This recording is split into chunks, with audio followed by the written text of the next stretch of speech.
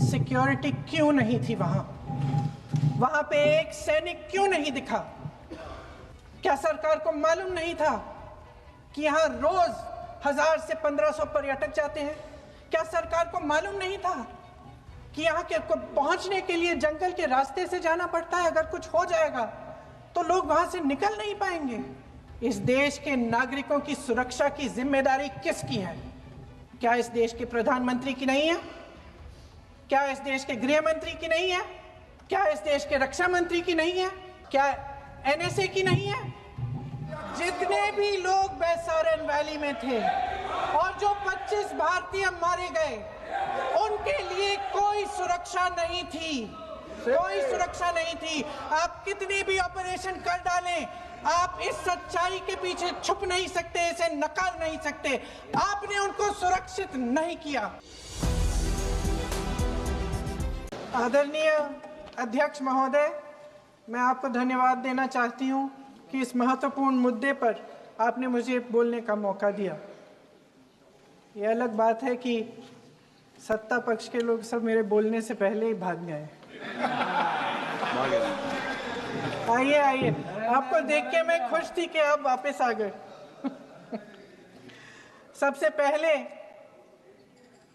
मैं उन सैनिकों, उन जवानों, उन अफसरों को नमन करना चाहती हूँ जो हमारे देश के रेगिस्तानों में, हमारे देश के घने जंगलों में, बर्फीले पहाड़ियों पे हमारी देश की रक्षा करते हैं, जो हर पल देश के लिए अपनी जान देने के लिए तैयार रहते हैं। 1948 से लेकर अब तक, जब से पाकिस्तानी रेडर्स ने कश्मीर पे हमला किया, तब से लेकर अब तक हमारे देश की अखंडता की रक्षा करने में उनका बड़ा योगदान है। हमारी आज़ादी अहिंसा के आंदोलन से हासिल हुई, लेकिन जैसे मैंने कहा, उसको कायम रखने के लिए हमारी सेना का बहुत बड़ा योगदान है। अध्यक्ष महोदय, कल मैं सदन में बैठी हुई सबके भाषण सुन रही थी। आदरणीय रक्षा मंत्री महोदय ने बोला, सत्ता पक्ष के कई मंत्रियों ने बोला। 1 घंटे का रक्षा मंत्री जी का लंबा भाषण था। सुनते सुनते एक बात मुझे बहुत खटक रही थी। उसके बाद जब दूसरे भाषण भी सुने आपके सत्ता पक्ष के, तब भी ये बात बार बार मेरे मन में आ रही थी कि सारी बातें कर ली, ऑपरेशन सिंदूर की बात कर ली, आतंकवाद की बात कर ली, देश की रक्षा की बात कर ली, इतिहास का पाठ भी पढ़ा दिया, लेकिन एक बात छूट गई। उस दिन 22 अप्रैल 2025 को जब 26 देशवासियों को अपने परिवार के सदस्यों के सामने खुलेआम मारा गया, तो ये हमला कैसे हुआ, क्यों हुआ?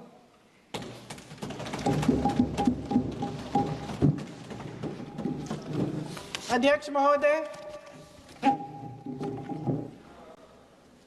ये लोग बैसारन वैली में, पहलगाम के पास कश्मीर में क्या कर रहे थे? सिक्योरिटी क्यों नहीं थी वहां पे एक सैनिक क्यों नहीं दिखा?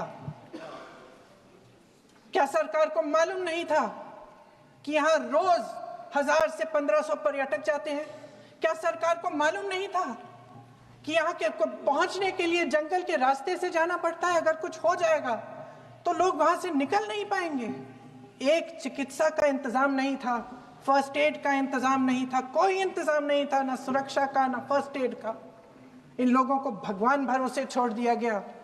ये लोग वहां पे इस सरकार के भरोसे गए और इस सरकार ने उन्हें भगवान भरोसे छोड़ दिया।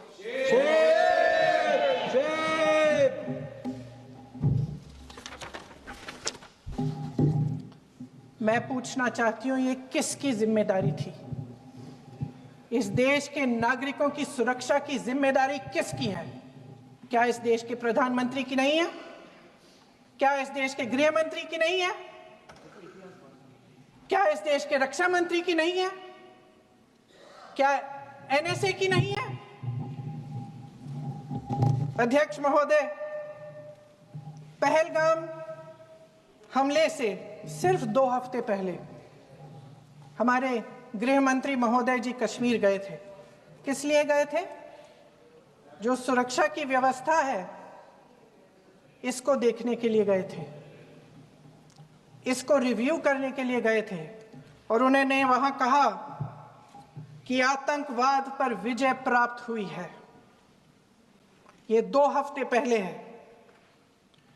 3 महीने बाद जेएनके के गवर्नर साहब एक आम इंटरव्यू में ऐसे ही चलते चलते कह देते हैं कि हाँ, बैसारन वैली में बहुत लापरवाही हुई और इसके लिए मैं जिम्मेदारी लेता हूँ।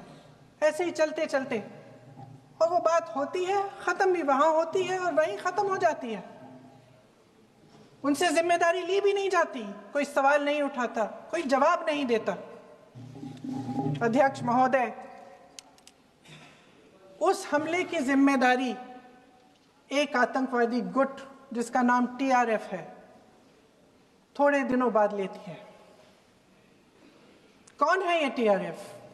2019 में ये गुट बना।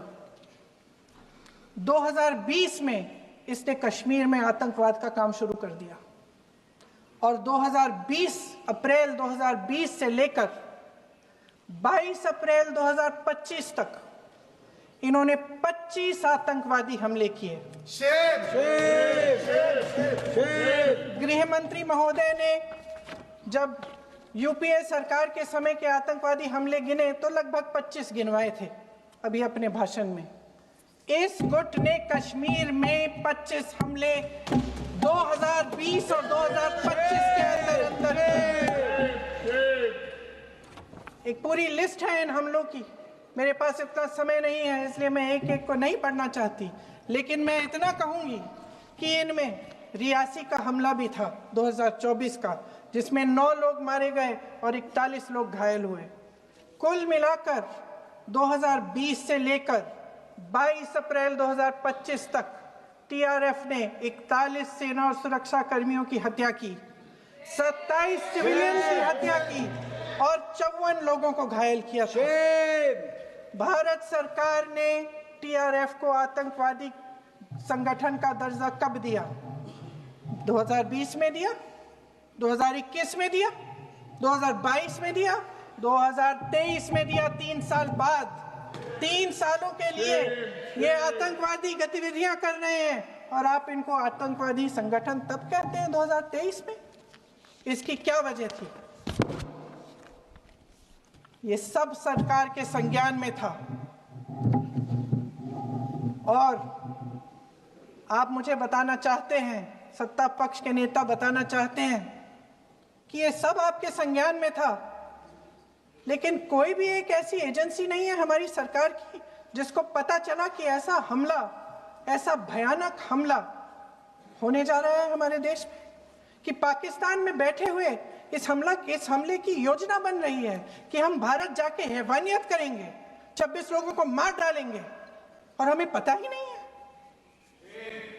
क्या ये हमारी एजेंसियों की विफलता है कि नहीं है? ये बहुत बड़ी विफलता है, ये एक बहुत बड़ी विफलता है। जानते थे कि ये गुट है, जानते थे कि 5 सालों से ये आतंकवादी हमले कर रहा है, अध्यापकों को मारा, आर्मी के बड़े बड़े अफसरों को मारा, आम जनता को मार डाला, पुलिस वालों को मार डाला, और आप इन पे निगरानी नहीं रख रहे थे। और ये जो एजेंसियां हैं इनकी जिम्मेदारी कौन लेगा? क्या आईबी चीफ ने अपना इस्तीफा दिया? क्या किसी ने इस्तीफा दिया? गृह मंत्री जी के कार्य क्षेत्र में आता है इंटेलिजेंस ब्यूरो। क्या गृह मंत्री जी ने इस्तीफा दिया? इस्तीफा छोड़िए, जिम्मेदारी ली।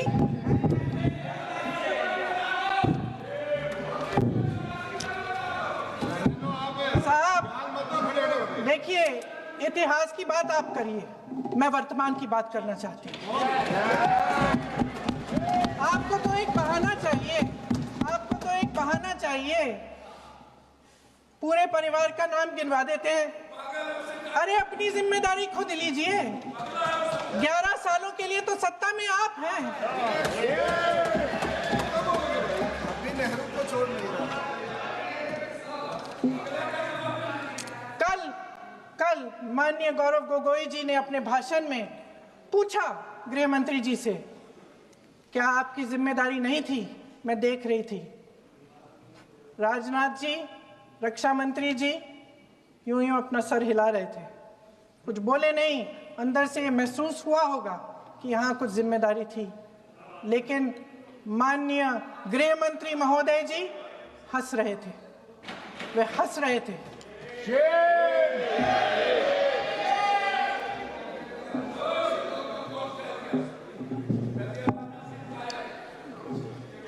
अध्यक्ष महोदय, कल सत्ता पक्ष और आज भी सत्ता पक्ष के नेताओं ने 2008 के मुंबई के हमलों का जिक्र किया, बार बार कहा कि मनमोहन सिंह जी की सरकार ने कुछ नहीं किया।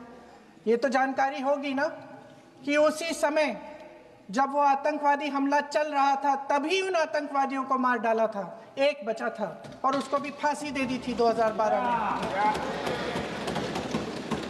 महाराष्ट्र के मुख्यमंत्री ने इस्तीफा दिया।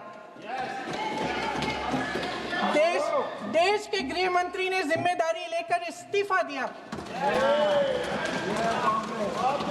एक जवाबदेही थी पब्लिक के प्रति, एक जवाबदेही थी इस देश की जनता के प्रति, इस देश की धरती के प्रति।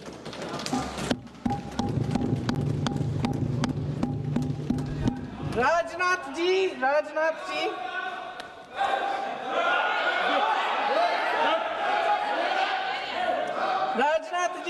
तो पुलवामा, उरी और पठानकोट के समय गृह मंत्री रहे थे। आज वे रक्षा मंत्री हैं और हमारे गृह मंत्री महोदय श्री अमित शाह जी के नाक के नीचे पूरा मणिपुर जल गया। दिल्ली में दंगे हुए, पहलगाम में हमला हुआ और आज भी वे उसी पद पर बैठे हैं। क्यों? अध्यक्ष महोदय, बमबारी से अखबारों के हेडलाइन बनते हैं, मगर कहानी सुरक्षा में की चूक में भी है। आज देश खोखले भाषण नहीं सुनना चाहता, देश जवाब चाहता है, तसल्ली चाहता है कि सच उससे छिपाया नहीं जाएगा। देश जानना चाहता है कि उस दिन अप्रैल 22, 2025 को क्या हुआ और क्यों हुआ। आप तो खुद अपनी पीठ थपथपाने में लगे रहते हैं। सेना, देश, संसद से सच छुपाते हैं। ऑपरेशन सिंदूर जब शुरू हुआ, हम सब ने समर्थन किया, सब एकजुट होकर खड़े हो गए इस देश के लिए। दोबारा होगा, दोबारा खड़े हो जाएंगे। अगर हमारे देश पे हमला होता है तो यहाँ इस सदन में किसी भी पार्टी का हो, कोई भी हो, सब आपका समर्थन करेंगे। और हमें अपनी सेना पर गर्व है कि उन्होंने इस बार भी दृढ़ता से लड़ाई लड़ी, धैर्य से लड़ाई लड़ी, वीरता से लड़ाई लड़ी। लेकिन इस ऑपरेशन का सिंदूर का क्रेडिट, उसका श्रेय तो हमारे प्रधानमंत्री जी चाहते हैं। सही भी है, ठीक है, सही है, श्रेय ले। ओलंपिक्स में हमारा मेडल आता है, उसका भी श्रेय लेते हैं, लेकिन सिर्फ श्रेय लेने से नहीं होता नेतृत्व, जिम्मेदारी भी लेनी पड़ती है।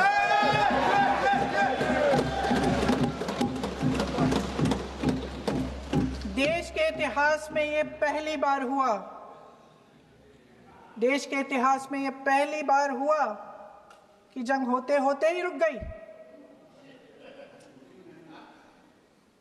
गई है जी। और इस रुकावट का ऐलान हमारी सरकार, हमारी सेना नहीं करती, अमेरिका के प्रेसिडेंट करते हैं, अमेरिका के राष्ट्रपति ये हमारे प्रधानमंत्री महोदय की गैर जिम्मेदारी का सबसे बड़ा प्रतीक है। आज गृह मंत्री जी ने इस बात पर उल्लेख किया। उन्होंने कहा, उनके शब्दों में उन्होंने कहा कि पाकिस्तान के पास शरण में आने के बजाय कोई चारा ही नहीं था। आपने शरण दिया क्यों? वो आते हैं आपके देश के अंदर, लोगों को मार डालते हैं और आप उनको शरण दे रहे हैं। क्यों दिया शरण? इसका जवाब क्यों नहीं दिया है एक भी भाषण में? जैसे ये बात उठी, शरण की बात की, हमारे गृह मंत्री जी ने इतिहास में चले गए। नेहरू ने क्या किया, इंदिरा गांधी ने क्या किया, यहां तक कि मेरी मां के आंसुओं तक चले गए।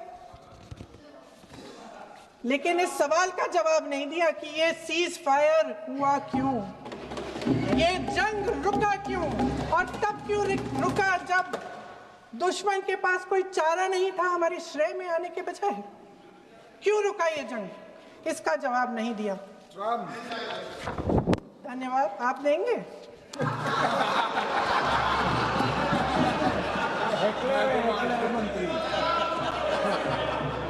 देना भाई देना, आपको टाइम मिलेगा तो। टाइम नहीं मिलेगा आपको शायद। वैसे महोदय, मेरी माँ की आंसू की बात किए, मैं इसका जवाब देना चाहती हूँ। मेरी माँ के आंसू तब गिरे जब उनके पति को आतंकवादियों ने शहीद किया, जब वे मात्र 44 साल की थी। और आज अगर मैं इस सदन में खड़ी हूं और उन 26 लोगों की बात कर रही हूं, मैं इसलिए कर रही हूं क्योंकि मैं उनका दर्द जानती हूं, महसूस करती हूं।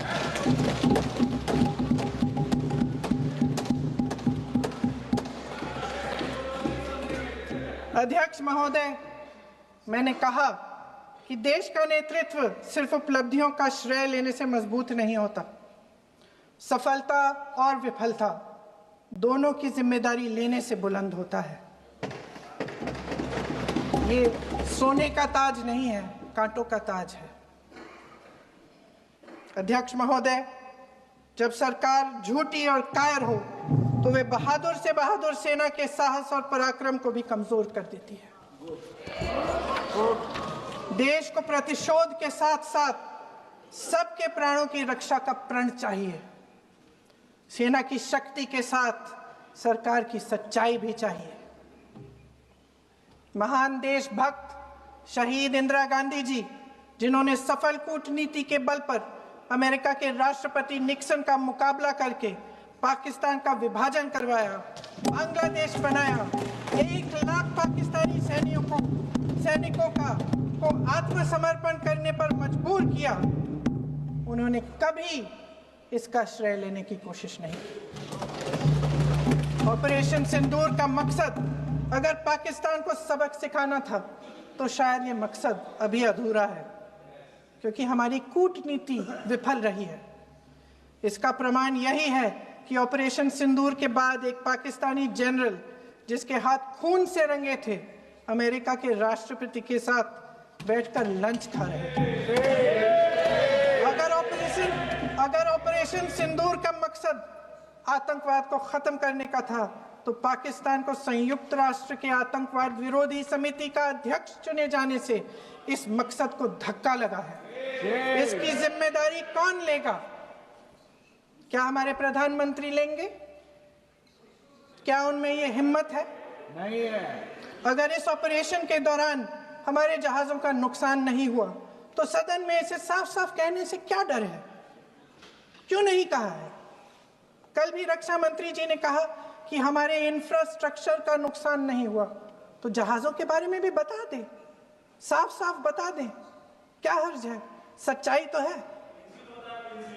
सवालों से बचने के लिए ये सरकार हमेशा प्रयास करती है। इसकी राजनीतिक कायरता बेमिसाल है। देशवासियों के प्रति जवाबदेही का एहसास ही नहीं है। सच्चाई ये है कि इनके दिल में जनता के लिए कोई जगह नहीं है। सब राजनीति है, सब पीआर है, सब प्रचार है, सब पब्लिसिटी है। देश की जनता के लिए आपके हृदय में कुछ नहीं रहा। बहुत समय हो गया है आप इस प्रचार में ही लिप्त हैं, जनता को देख नहीं पा रहे हैं। जी माननीय, जो पहलगाम में हुआ, खत्म करती हूँ, जो पहलगाम में हुआ उससे हर एक देशवासी के दिल पे चोट पहुंची है। हिमांशी नारवाल की गुहार ने हम सबको शर्मिंदा किया है। इसीलिए मैं आज यहाँ खड़े हुए एक आखिरी बात करना चाहती हूँ।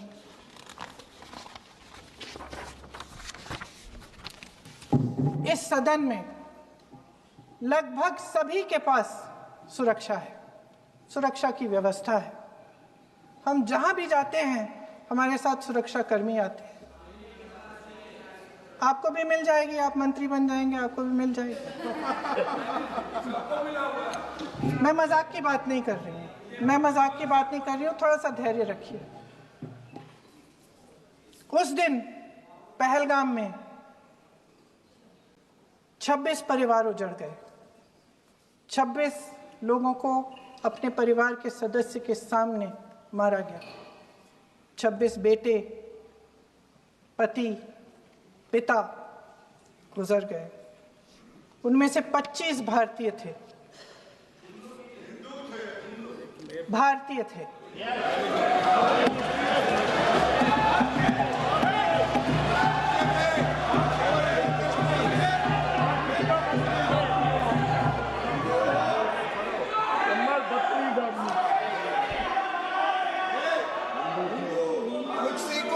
जितने भी लोग बैसारन वैली में थे और जो 25 भारतीय मारे गए, उनके लिए कोई सुरक्षा नहीं थी, कोई सुरक्षा नहीं थी। आप कितने भी ऑपरेशन कर डालें, आप इस सच्चाई के पीछे छुप नहीं सकते, इसे नकार नहीं सकते।